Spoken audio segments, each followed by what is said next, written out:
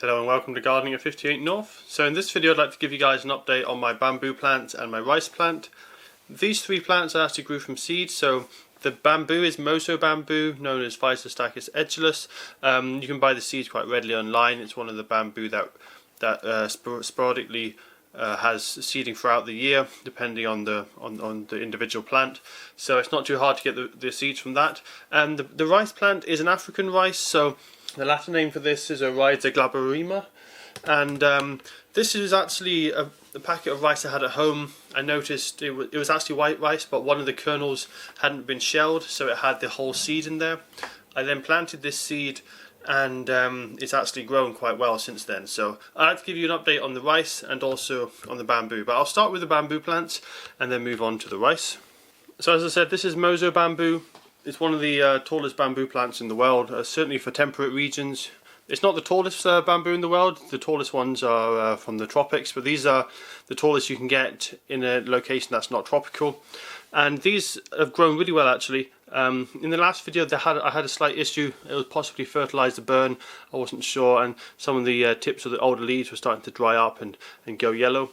That's now stopped, and I've started to feed again, and we don't seem to have any problems. So I'm just going to continue with a gentle feed every now and again, a high nitrogen feed, and I'm adding a little bit of silicon to the feed mix as well, because the stems or the canes of bamboo, they absorb quite a lot of silicon, so they need silicon in their feeding. Because these are currently grown in 100% organic mixes, there's probably not going to be any natural silicon in the mix, so I need to add it. Once it's in the garden though, it shouldn't need any extra silicon. Same with the rice plant. I've also given that a little bit of silicon because most grasses do need a little bit, and if you grow it in a 100% organic mix, there probably won't be any natural forming silicon, but if it's in the soil, there's plenty of it available normally. So this one, it's the first one that was growing, and it was the biggest in the last update. What's happened basically is these seem to go in a slight rest. I had them in the conservatory grow box, and although I had a small heater in that grow box to try and keep it warm, I think it was still dropping a bit cold at night, and they went a bit dormant. Also, in that grow box, the light is incredibly powerful, and I was worried it could be scorching the leaves, and also it's 500 watts, so it's very expensive to run. I was only running that for 8 hours a day. That would have made these plants think it was winter. So the growth slowed right down. They stopped sending up new shoots from the base, and the new leaves from the older plants, they started to slow down as well. So I brought it into my grow box, which is in the house, which is much warmer, and because they're LED grow lights, I can keep them going for a much longer period. They only take about 100 watts or something in total. So these have been under a 16-hour light schedule, 16 hours on, 8 hours off. They seem to think it's spring now, and they're starting to shoot up quite nicely. So, as I say, the new shoots are starting to appear. They're much thicker than the old ones as well. So this one, this is actually the original shoot here. This is the first one that came up. It's still putting new growth on. You can see there's a new leaf just starting to form there, and a very young one just underneath it, that slightly paler yellow one. The second shoot that came up was this one, which is also looking quite good. And then it did send up two more, which is this one here and this one here. And these two are quite a bit thicker than the original two. But then in the last week or so, it suddenly sent up a new shoot, which is far surpassing the rest of them. It's probably 5 times the thickness. And you can see it just there. It's grown up quite tall. If I take the other ones away, it's easier to see. It's rapidly shooting up. You can tell it's going to be a lot taller as well because there's no leaves on the lower section. The leaves are only just starting to appear now that it's got a bit of height. So I should expect this to grow at least double the height of the other shoots, and maybe even more than double the height. It'll be quite interesting to see that.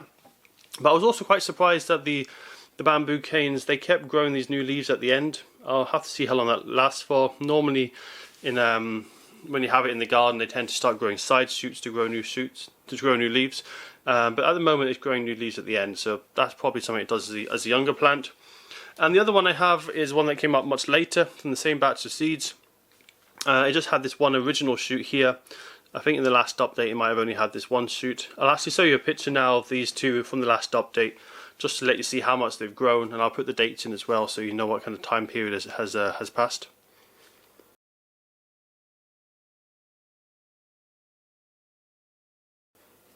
So as you can see, the growth has been quite good. This one, as I say, this was the original shoot in the middle there. It's very thin. Then it sent up this shoot on the left, probably about a month ago. Much thicker, slightly wider leaves as well. And then the last week, about the same time that this shoot appeared on this other one, it sent up this new shoot, which is again quite a bit thicker, but nowhere near as thick as this plant over here. But the interesting thing with this, and this is something I've noticed when I've grown bamboo from seed previously. I grew some bamboo from seed about 5 years ago. It was a much shorter variety, only grew to a maximum of 2 meters high. It was basically a dwarf bamboo that's fully hardy in Scotland. And those ones had quite a lot of variation as well between the seeds. So some of the plants were much more vigorous, other ones were much weaker. Some of them had very long leaves, other ones much wider leaves. And the same seems to be the case here. So with this one, the leaves are much wider and they're a little bit shorter. Now I don't know if they're shorter just because they're younger. Now this plant is further behind. I suspect that's the reason. But they're much wider. You can see there compared with these leaves. These are long and thin. These are really quite wide leaves. So it'll be interesting to see when this grows up, if it's going to have wider leaves but the same length as these, or it might even have longer leaves than this. I don't know until it gets a bit older. But it's nice to see the differences. I'll grow both of them. I might plant one at mine, one at my parents', I'm not sure. I certainly only need one in my garden as they can grow quite large. But here in North Scotland, the summers are too cold for them, so I'm not expecting them to grow too fast, so I might actually need both of them. But it'll be interesting to see what happens. When you buy bamboo from the shops, normally what happens, because bamboo flowers every 50 years or 100 years depending on the variety, growing bamboo from seed is very difficult. You have to be there at the right time to get the seed. So normally what happens is people just divide the plants, so it's all clones of the individual plant. So they're all identical, all the same. But if you grow bamboo from seed, because of the genetics, they've been cross-pollinated with other plants, they're going to have very slight differences in the genetics of individual seeds. That's where you get slight differences like this. And it will be also interesting because one of these might be better in cooler summers, another one might be better with the hardiness in winter. We'll just see how they do. I'll plant both of them and I'll see which one grows best. But at the moment, this one is a little bit further ahead, but I think that's just because it germinated quicker. This one germinated slower, but this one actually might catch up with this one. We'll just see how the growth goes. But as growth tends to be exponential, the earlier it starts, the bigger it's going to be, generally. So at the end of the video, I'm actually going to be repotting this one. I think it needs a better mix now. This compost was just really for young plants. It's a multi-purpose compost with not much feed, and it doesn't have any soil in it. And bamboo does better in a soil-based, loam-based compost. I'm going to be repotting this into a soil-based compost. It should do much better in that, and it will grow much stronger because of it. So this is the rice plant. As you can see, it's grown massively. Height-wise, it hasn't grown as much as I thought it might, but that's actually a really good thing because my grow boxes are only about 3 or 4 foot in height, and with this pot being about 20 centimeters tall, I don't have a whole lot of space, maybe maximum 1 meter in my tallest grow box if I have the light right at the top. So the height was going to be an issue, but this has actually just been tillering. What happens when grasses tiller is they basically just put out lots of side shoots. So this was originally just one little shoot, and I'll show you a picture now from the previous video, show you what that looked like. It was just one tiny shoot, and that was from the first video, and I'll show you an image from the last video as well, when it was just starting to tiller, and it was just starting to get a little bit bushier.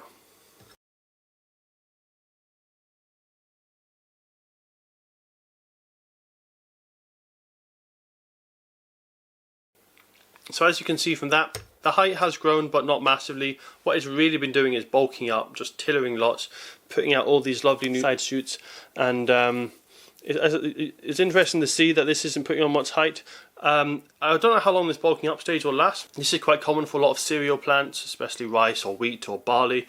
You'll get one little seedling come up, it'll then just kind of bulk up, produce lots of side shoots, become a big bushy plant, and then when the time is right, it will shoot up a bit taller and flower, and you'll get the harvest from the seeds. So I'm expecting the same with the rice here. The actual internodes are very short, interestingly. So this one here is a good example of that. You can see all the side leaves coming off of this, but they're all coming out at pretty much the same height. What will happen is when this starts to flower, if this is a tall variety, I'm not sure yet if it's a tall or a dwarf variety, these will all elongate and it could grow up to a height of 2 meters. If it's a shorter variety, they won't elongate much at all, and they'll stay quite close together, and it'll probably just be about a meter and a half in height. So being an African variety of rice, it's incredibly tolerant of growing conditions. The Asian variety of rice that most people eat, that tends to be less drought tolerant, less water tolerant as well. So although they're grown in paddy fields, if it's too much water they can drown. if it covers too much of the stem, and if the soil dries out, they're really going to suffer from drought as well. But the African variety is much more tolerant of that. It can survive drought, and it can also survive extra waterlogging. So I've just been kind of watering it like that. I've been giving it really big soakings of water and then just letting it dry out a little bit, and it's not shown any issue with either regime of watering. It's still growing nice and healthy. It's got a few older leaves which are dying off. I'm not sure if that was nitrogen deficiency or just the leaves getting old. As none of these leaves are really going yellow, and I have been feeding it a high nitrogen feed, I think it's maybe more just the leaves getting old, or maybe that it's the dry air just slowly taking its toll on the plant leaves as they age. So I'm not too worried about that. I haven't taken any of them off. I might take some off if there gets a lot of them and it starts to shade out the plant, but I'm just going to leave them for now because there's not enough to be really an issue. So although I was expecting it to tiller and get bulkier, I wasn't expecting it to do it for so long, and now it's getting really quite a bulky plant. Which is nice. It's quite big. It looks like it probably could do with repotting, but I don't really have a suitable pot that's bigger unless I just put a tray under it and keep it nice and damp. I like this pot because there's no holes in it, so I can keep it saturated with water if I need to. And also, if I get a bigger pot, I'm going to run out of space because the bigger pots aren't going to fit easily in the grow box, and the plant's going to get too big for me. So at least having a smaller pot should hopefully contain the growth a little bit and stop it getting too large. But at the moment it's not a massive issue. I mean, it maybe looks like it needs repotting soon, but it's certainly not desperately in need of repotting. And the bulking up phase, as I say, has lasted for several months now. I don't know how long that will last until it will then decide to flower. Rice plants have a very long growing season. That's why they have to be grown in the tropics. I think you can probably grow some varieties as far north as Italy, but they also have a very long summer, so it needs several months of growth. So I think this was back in autumn I sowed this. It's now the beginning of February. I suspect by March, April we might be getting flowers, but as I say, I'm not too sure. It all depends on the rice variety as well, if it's a long growing variety. But as I say, I'm glad it stayed small, because if it had got too big, I don't have anywhere else to put it right now. It needs to stay in the grow box, somewhere warm, somewhere with good light conditions.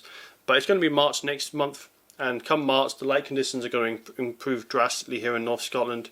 As soon as the spring equinox come, we go from having very dark days to having very long days. It's quite a dramatic change when you're this far north. You can go from just having a few hours of daylight to having many hours of daylight. So with that dramatic change in the daylight levels, I should be able to put this in the conservatory. I'll just need to put the heating up a little bit and to keep this warm enough. That can go in the conservatory in March and then be allowed to grow to its full size, because I'll have plenty of space in the conservatory. So I'll give you guys an update on the rice and the bamboo probably sometime in spring, either when the rice is starting to come into flower or when the bamboos are putting on a huge amount of growth. But I'll just finish off with this video with a quick repotting of the Moso Bamboo. So the Moso Bamboo is currently in a 9cm pot. I'm going to be putting it into a 2-litre pot. It's probably a little bit too big for it at this moment, but I'm hoping with the rapid growth over summer, it should quickly fill into the pot. I'll just have to watch with watering it for the first few months until the roots get established. When you oversize the pot, there's always a little bit of risk of overwatering, so that's just something I need to take into consideration. But it'll be interesting to see how the roots are on this plant. So I'll take it out of the pot, have a look at the roots, see if there's any kind of rhizome runners starting to appear. Probably a bit young for that. Moso Bamboo is a spreading bamboo, so it does have these long rhizome runners, but it tends to do it when it's a bit more mature. When it's a young plant, it tends to be clumping like it is now, where it just sends all the shoots out right next to the old ones. When it gets more mature, that's when it starts to have the running rhizomes. So the soil I'm going to be using is about 50% soil-based compost, 50% multi-purpose, with a little bit of perlite just for some added drainage, but it doesn't need a huge amount of drainage, bamboo. Bamboo likes to be kept constantly damp, as long as it doesn't get waterlogged. So I'll have a look here. I'll also be planting it slightly deeper than it is in this pot, because the compost has actually sunk slightly since I first put this in, and some of the base of the roots are just starting to show. So I'd like to just cover that just maybe a centimetre or so, just slightly deeper. So we can see there's quite a good root system at the base. There's not many roots at the top. The roots have probably been going down to the moisture. Also, I've been keeping this on a heated mat because it's a bit cold in the grow box. I'm wanting to keep the roots nice and warm, so it's been in a heated mat, so possibly the roots are also staying near the heat. So it's interesting to see the size differences. The original roots were actually very small, like these ones here. The last time I took it out of the pot, they were very small roots, but it's interesting to see that the roots are starting to match the top growth. It's starting to grow these much thicker, more vigorous roots, which are starting to come down at the same time that it's growing these more vigorous, thicker stems. So you can see there some really nice, big, thick, sturdy roots.